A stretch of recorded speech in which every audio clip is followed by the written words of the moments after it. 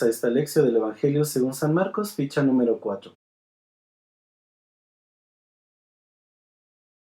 Nos ponemos en la presencia de Dios, en el nombre del Padre, y del Hijo, y del Espíritu Santo. Amén. Evangelio según San Marcos.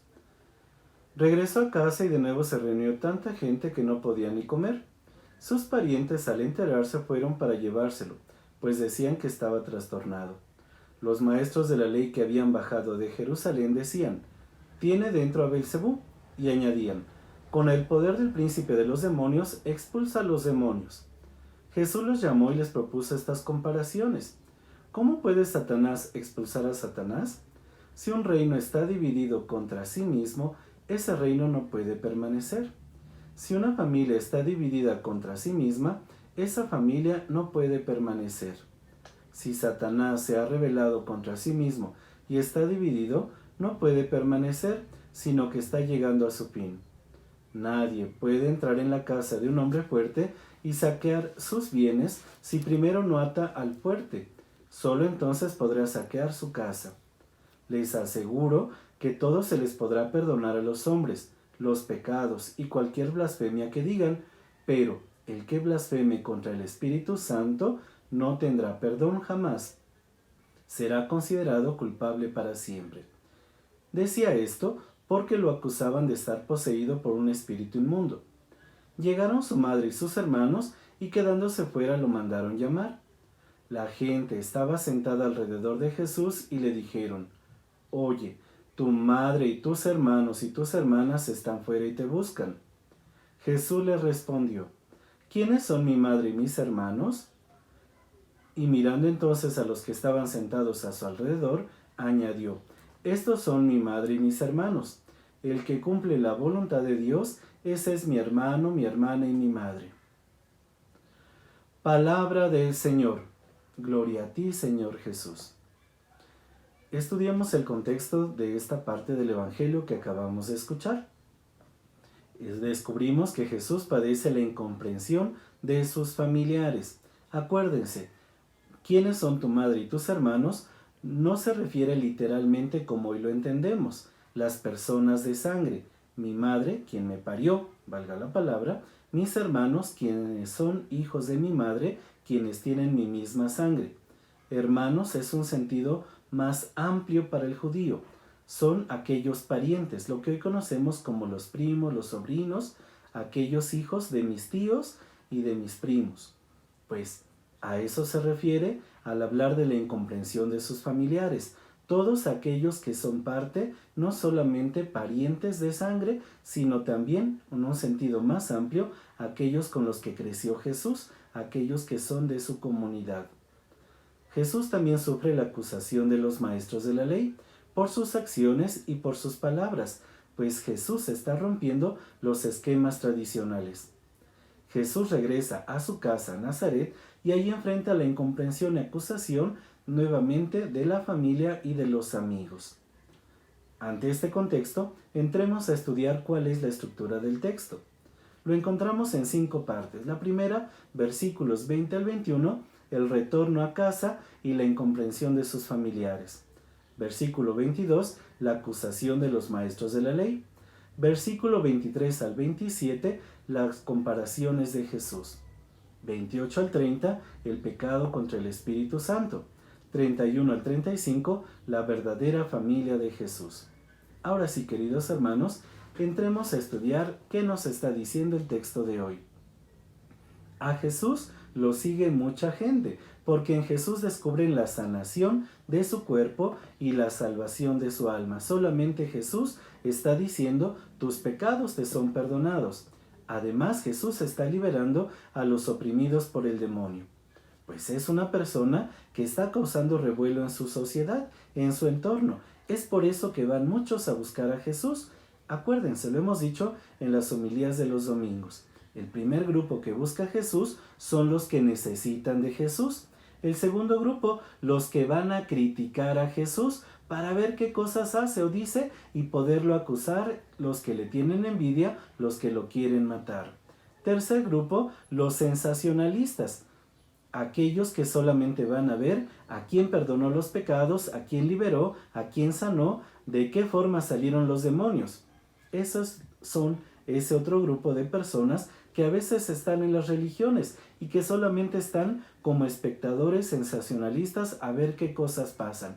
Vamos a esa iglesia porque ahí predica bonito el padre. Vamos a la otra iglesia porque ahí la gente es muy educada. Vamos a esta iglesia porque ahí tienen muchos eventos. Vamos a la otra iglesia porque ahí está muy bonito, está limpio, está muy elegante.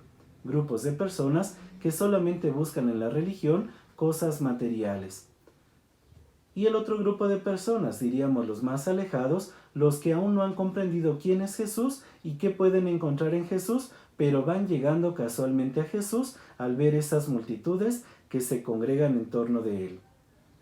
Así pues, nos dice el Evangelio de hoy, son muchos, son todos estos grupos los que van buscando a Jesús, y tan fuerte es su mensaje que Jesús se llena de trabajo.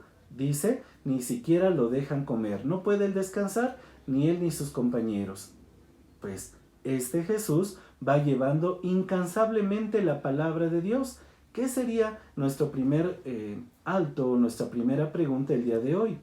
Si para mí la palabra de Dios me mueve a estar buscando a Dios constante y frecuentemente, o Dios es solamente un accesorio en mi vida. Cuando tenga tiempo voy a la iglesia, cuando me den ganas rezaré, cuando me sienta enfermo o sienta que me voy a morir, me confesaré o buscaré al sacerdote. ¿Qué es, queridos hermanos, el tiempo? ¿Cuál es el tiempo que yo le dedico a Dios? ¿Es mucho, es poquito? ¿Es porque lo necesito? ¿Es lo primero que hay en mi vida? Segunda parte. Al hablar de los parientes de Jesús, dice el evangelista, piensan que está trastornado, piensan que está poseído por el demonio. ¿Cuántas veces nuestras familias también hacen esa crítica de nosotros? Mira, fulanito, el que siempre andaba en el fútbol, ahora no sale de la iglesia. Mira, menganita, que siempre andaba en el chisme, en las fiestas, ahora no sale de la iglesia, de los grupos, de las cosas de hablar de Dios. ¿Cuántas veces, queridos hermanos, nos critican y nos señalan nuestras familias? Y ante eso, ¿cómo reaccionamos nosotros? ¿Somos capaces de dar testimonio de nuestra fe como Jesús? ¿Hacernos los sordos a las críticas de nuestra familia? ¿Llenar nuestro corazón del amor de Dios para transmitir ese amor de Dios a nuestra familia de sangre que nos criticará por haber dejado el vicio, el pecado, la vida mundana para buscar la salvación? ¿Somos capaces de llevar a ellos la conversión y la vida nueva en Cristo Jesús? Tercera parte. Los fariseos piensan que Jesús actúa movido por el príncipe de los demonios. ¿Por qué están pensando ellos esto? Porque ellos mismos lo dicen. En primer lugar, Jesús está perdonando los pecados. ¿Quién es este que hasta perdona los pecados? Segunda, ellos dentro de su egoísmo, dentro de su envidia y rivalidad, al ver que Jesús está expulsando a los demonios y estos le obedecen, lejos de buscar ese encuentro con Dios, descubren una persona con poder, el poder de Dios, pero no son tan humildes de decir, Dios está en él, Dios lo inspira, Dios lo ha ungido. Ellos, la gente que le tiene envidia, solamente hacen una crítica destructiva. Él está corriendo a los demonios con el poder del príncipe de los demonios. Queridos hermanos, ante esta tercera parte, nosotros debemos de tener siempre una actitud de humildad, de sencillez, con aquellos hermanos de nuestra comunidad, con aquellos sacerdotes, obispos, el Papa y toda aquella persona que nos hable la palabra de Dios. Vamos nosotros solamente para criticar cómo habla ese sacerdote, cómo viste, qué es lo que nos dice, y solamente señalamos los defectos y errores de esa persona o pensamos que busca sus propios fines al hablar esa palabra de Dios. Somos capaces de descubrir la presencia de Dios en cada persona que haya a nuestro alrededor, aun en aquella persona humilde y sencilla que haya a nuestro alrededor. Somos capaces de descubrir el amor de Dios que nos puede transmitir una lección de vida, una experiencia de fe, o le criticamos. Usted está mugroso, usted es un pordiosero, ¿qué me puede decir de Dios? Tenemos entonces, queridos hermanos, una gran lección. No sabemos quién sea el ungido por Dios. Por nuestro bautismo todos estamos ungidos del Espíritu Santo. Pero Queridos hermanos, ¿somos capaces de descubrir la acción del Espíritu Santo en aquellos que nos rodean? Siguiente. Jesús nos habla que el amor de Dios es tan grande que quiere la salvación de todos los hombres. Primera condición: todo aquel que se descubra pecador ante Dios serán perdonados sus pecados. Todo aquel que descubra que necesita de la misericordia de Dios la encontrará. Es una buena nueva, es la buena nueva de este tiempo, el tiempo de Dios. Si tú te descubres pecador, si tú te arrepientes de tus pecados ante Dios y te acercas al sacramento de la reconciliación, Dios perdonará tus pecados, porque Dios quiere tu salvación. No importa el pecado que hayas cometido, no importa la forma de vida que hayas llevado, si tú estás arrepentido, si tú en verdad deseas cambiar, podrás obtener esa misericordia de Dios. Esa es la buena nueva. Hermano, alégrate, conviértete al Señor tu Dios. Tal vez tú, que hoy estás viendo este video, no estás evangelizado, no estás en un grupo de la iglesia. Por casualidad, la casualidad de Dios, has llegado a este momento, pues hoy te invito a que descubras esa buena nueva que en Jesús nosotros hemos descubierto, la misericordia de Dios. Somos pecadores, pero en Cristo encontramos una nueva oportunidad para cambiar nuestra situación de pecado en un camino de salvación.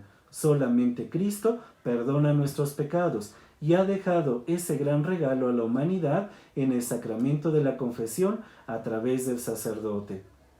La humildad que yo debo de tener frente a Dios de reconocer mis pecados es también esa misma humildad que me llevará frente al sacerdote a decir: Padre, necesito del sacramento de la reconciliación, necesito decirle a Dios mis pecados, necesito que a través de usted Dios perdone mis pecados y me dé la conversión, la salvación, la renovación de mi vida.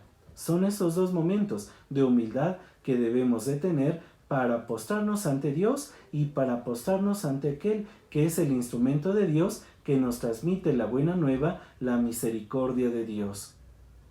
Es como en este momento, yo le estoy hablando a un teléfono que me está grabando, no te estoy viendo a ti en persona y sin embargo tengo esa humildad para saber hablarle a este aparato electrónico que me está grabando y poder llevar ese mensaje a la persona a la que hoy quiero transmitirlo. Así, queridos hermanos, valga la comparación, es el sacerdote, es ese instrumento de Dios que cueste caro o sea el más corrientito, el más sencillo, yo no lo debo de juzgar, es el instrumento que hoy me comunica con otra persona. En la confesión, el sacerdote me comunica con Dios y me concede descubrir no solamente de aquí para allá, sino de allá para acá, esa buena nueva que Dios me quiere transmitir a través del consejo del sacerdote, a través del perdón de mis pecados. Por eso, queridos hermanos, solamente dice Jesús, hay un pecado que no será perdonado, el que blasfeme contra el Espíritu Santo. ¿Y qué es eso? Pues es la soberbia. Dios no me va a perdonar mis pecados. Dios no puede perdonar mis pecados.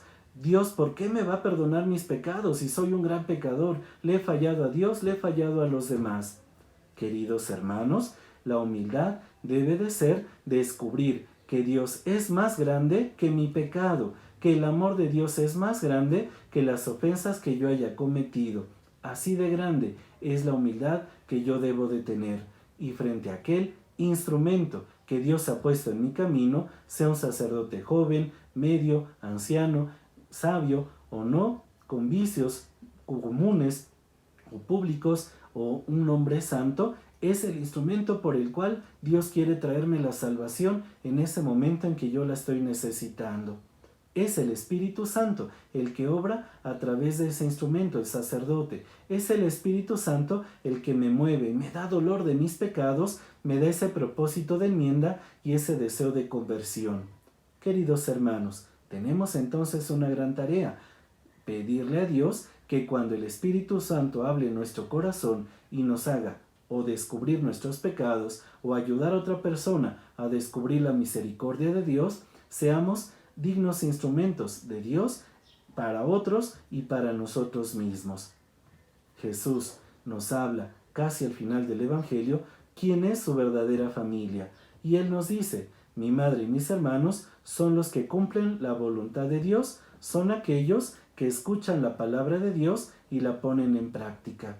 Pues es una gran tarea hoy para nosotros. ¿Quiero ser de la familia de Jesús? Sí. ¿Quiero que mis pecados sean perdonados? Sí. Pues tenemos una gran tarea, queridos hermanos, a trabajar por ser de la familia de Dios. ¿Cómo? Conociendo a Dios, amando a Dios, arrepintiéndome de mis pecados y con el propósito de llevar esta buena nueva a los demás. Cristo me perdonó, yo te invito a que tú también descubras la misericordia de Dios. En Cristo descubrí la vida nueva, yo te invito a que tú también puedas descubrir la vida nueva que solamente en Dios nosotros podemos encontrar. Pasemos ahora, queridos hermanos, a las preguntas que vienen en nuestro fichero. Esas preguntas nos hablan, en primer lugar, si yo estoy atento a la acción de Dios. Puede ser que Dios quiere que yo sea su instrumento. ¿Estoy disponible para Él? ¿Tengo tiempo para Dios? ¿Estoy dispuesto cuando Dios me llame para estar atento a lo que Él me pida y transmitir ese digno mensaje a quienes lo necesitan?